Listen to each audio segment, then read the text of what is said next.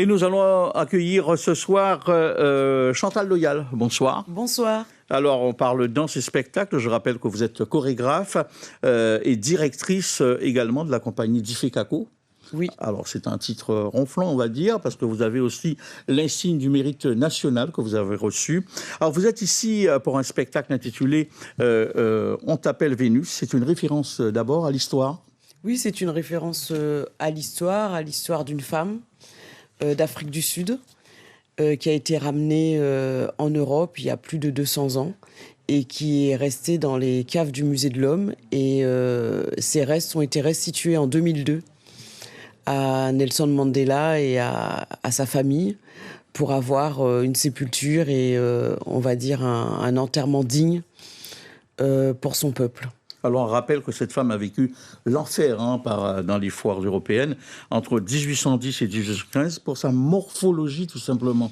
Oui. C'est du racisme et des violences faites aux femmes en même temps. Oui, pour une morphologie calipige, stéatopige, on dit, donc une taille très fine avec des fesses vraiment très rebondies. Et quand on sait que c'est une morphologie souvent afrodescendante et que si toutes les femmes devaient être traitées de cette façon-là, ça reste quelque chose de très douloureux, de très difficile. Et au-delà de ça, c'est une femme qui subit des violences par des hommes. Et qu'on sait qu'aujourd'hui, cette question de violence faite aux femmes est d'actualité. Donc pour moi, c'est un sujet universel et qui est dans le passé, mais qui est aussi dans le présent. Alors, vous lui offrez une victoire avec cette histoire, avec ce spectacle, et à continuer, vous dites, à mettre en échec un certain regard qui existe encore aujourd'hui. C'est assez profond, tout ça. Oui, c'est un certain regard qui existe encore sur la différence, que ce soit la différence physique, la différence sur l'handicap, la différence entre les hommes et les femmes. Les femmes sont toujours inférieures aux hommes, donc quel respect un homme peut avoir vis-à-vis d'une femme, c'est surtout ça. Alors, le message fort, en dehors, je veux dire, du spectacle même, on va retrouver un petit peu, vous retracez un petit peu ce qu'elle a vécu.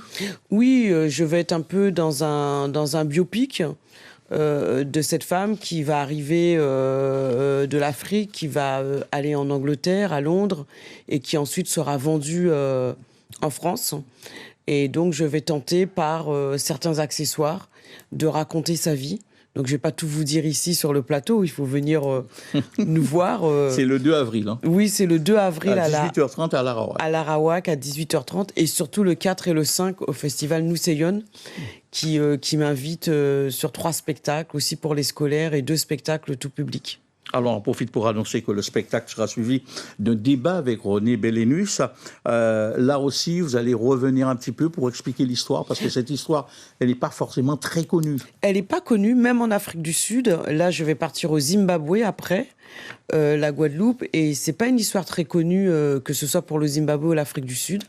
Le peuple d'Afrique du Sud ne connaît pas forcément cette histoire. Donc pour moi, il est important de continuer à en parler. C'est aussi parler de la mémoire, c'est aussi parler du passé, de notre patrimoine afrodescendant. Donc l'idée sera d'être effectivement avec une table ronde après le spectacle, avec certains protagonistes qui ont été invités par Corinne Sainte-Luce, que je remercie de m'avoir invité pour cette proposition chez elle, puisque c'est pas la première fois que je fais le spectacle, j'ai déjà fait il y a quelques années. Et chaque année, je suis invitée. Là, j'arrive du Musée de l'Homme. Du Palais de la Porte de Ré, excusez-moi. J'ai déjà joué au Musée de l'Homme il y a quelques années. Et là, je viens de jouer au Musée de la Porte de Ré pour la semaine, justement, de la discrimination. Voilà.